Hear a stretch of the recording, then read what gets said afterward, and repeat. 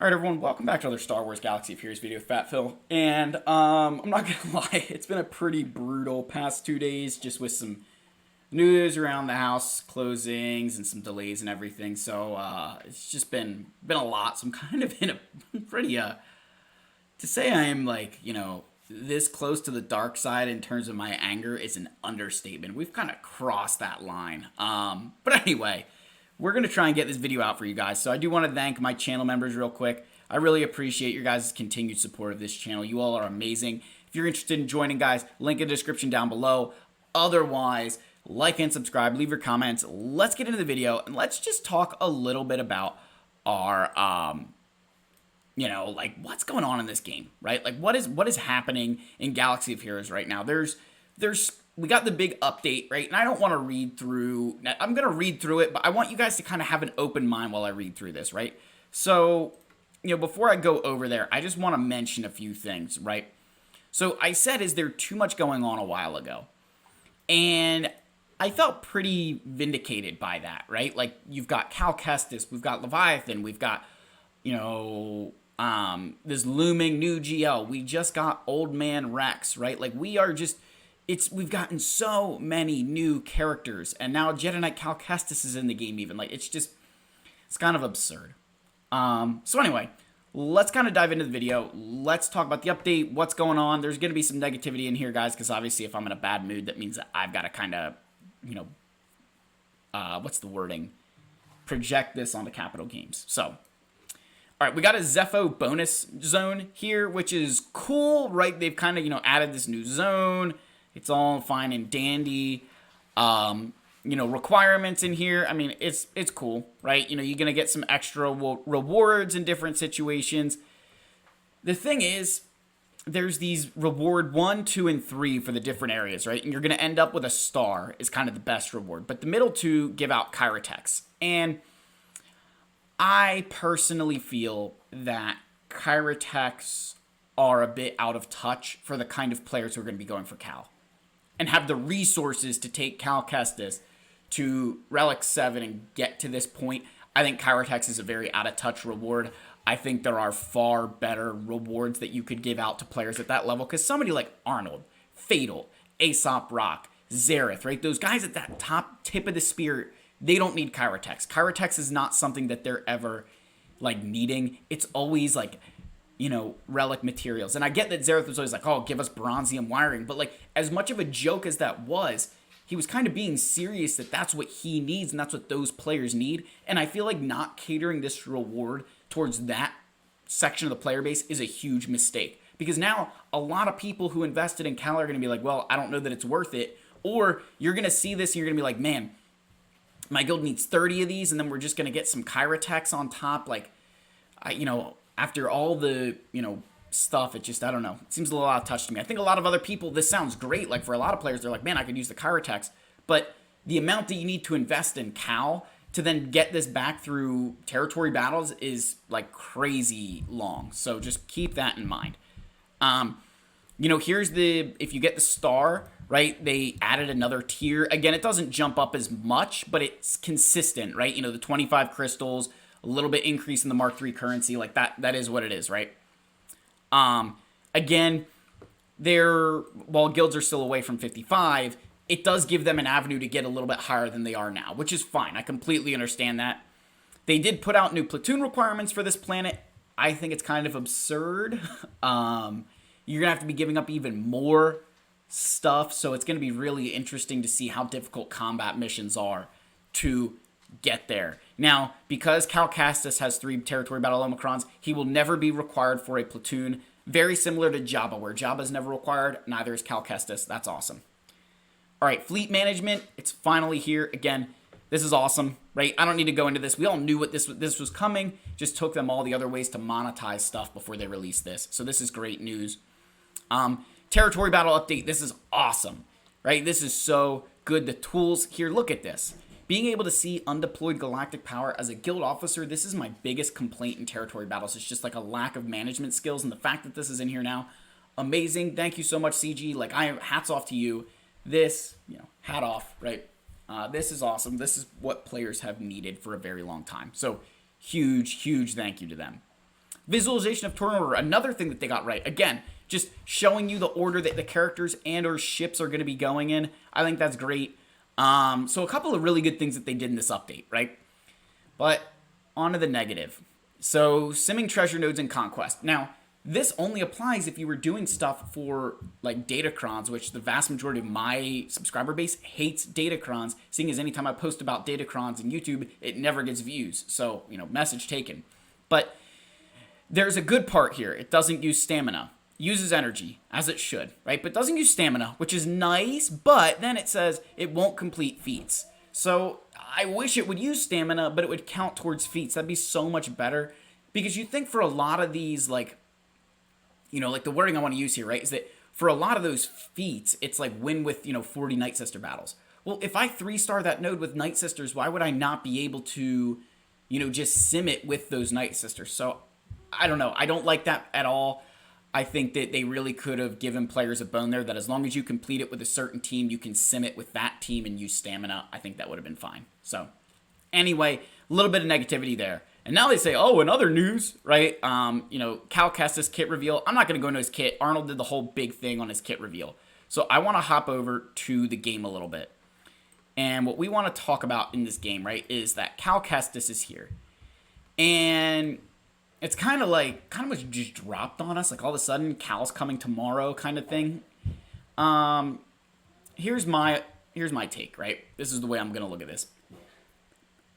The amount of players who were looking forward to Cal in the game in this light, I think is much less amount of the player base compared to the amount of people who were preparing for Leviathan, right? And again, I'm very salty. I'm not going to pretend that I'm not, right? Because I'm going to get ahead of this in the comments. I am very salty that I myself am like ready for Leviathan. And we got Cal before we got it. And no word on when Leviathan's coming. And I think this is the way for two reasons.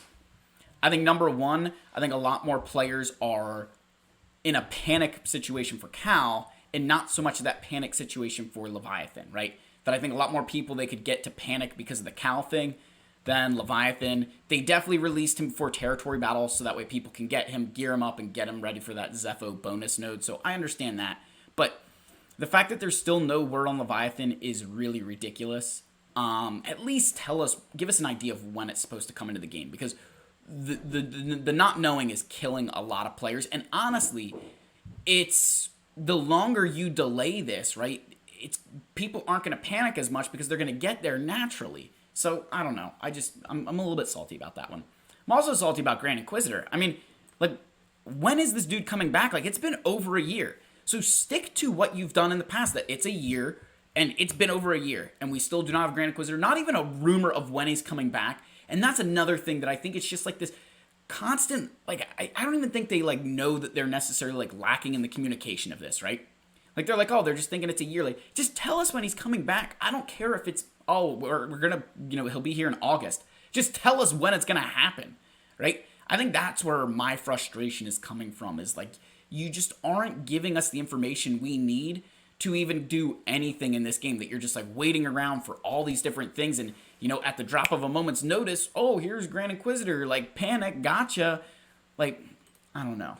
Like, I feel like I wouldn't be, like, if Grand Inquisitor comes out tomorrow, right, I'm going to be excited. But, like, let's say Grand Inquisitor comes out in, like, 2 weeks, which would be middle of July. Or they said, hey, he's going to come out, like, if they said today he's going to come out July 31st. I would feel much better than if, in the middle of July, they're like, oh, guess who's here? Grand Inquisitor. And you're like, dude, come on. Like, give us a little bit of, time. So I don't know. I feel like they, this whole, like, coming soon stuff, it feels really, really annoying. And also, I just want to note, this recommended for players with 2 million plus. They really need to split this tier 5. Because, like, these two guys, yeah, they belong in tier 5. But, like, this stuff in here is not tier 5. I just want to get that out there now. That's just something I noticed, and I'm like, what the heck? I don't know, guys. It's kind of a ranty video, kind of just a little bit all over the place, kind of like my brain right now. But yeah, I really think that there's just so much going on in the game that, like, they switched around the schedule for territory battles, and territory wars, and it's just like, what is happening? So anyway, I did want to do a quick just view of my GAC this round against my opponent here. Celiana. So they actually have a lower galactic power than me, which is very rare. I actually got lucky. I think they're the only one with less GP than me. Only 5 GLs, and one of them not having ultimate in Jabba, which is a huge, like, once I saw that, I felt very confident. Because you basically have 4.5 GLs, and it being Jabba without his ult in 3v3 is much less of a risk for me, right? Like, I was able to play this very, very uniquely because I knew that.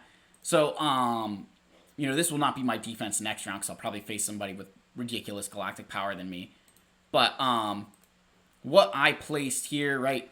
So down here, we did Lord Vader, and I noticed that he liked to use Fennec Bounty Hunters. So I placed my Lord Vader here with 137% crit damage and the protection up.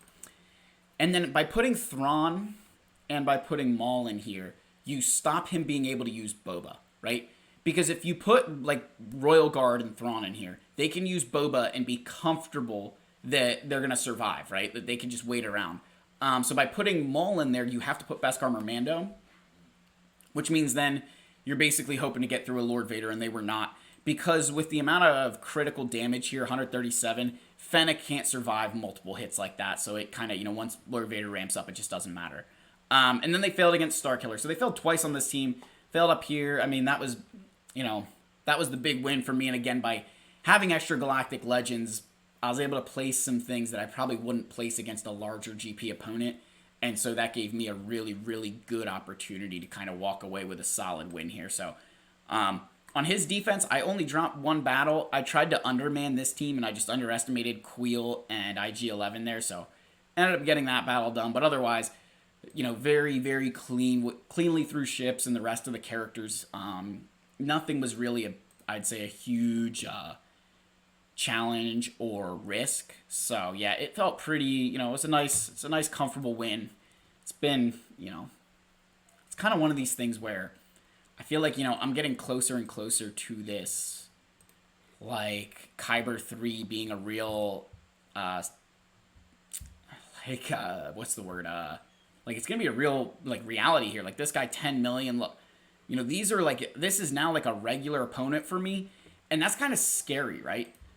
When 10 million is becoming the norm now, and, you know, even though I'm encroaching up, you know, these guys just, that difference is pretty big, and that's, you know, it's definitely something that I'm getting a little more concerned about. I mean, everybody here, you know, look, 9.7, okay, you know, Dizzle, 9.4, and then this last guy, 8.9, so, you know, like, all my opponents, pretty solid galactic power-wise, you know. Too bad for this dude. He kind of had to face me in the first round. Probably would have felt better if he could have, like, faced me at the end when he really needed to win. So, yeah, I don't know what'll happen here.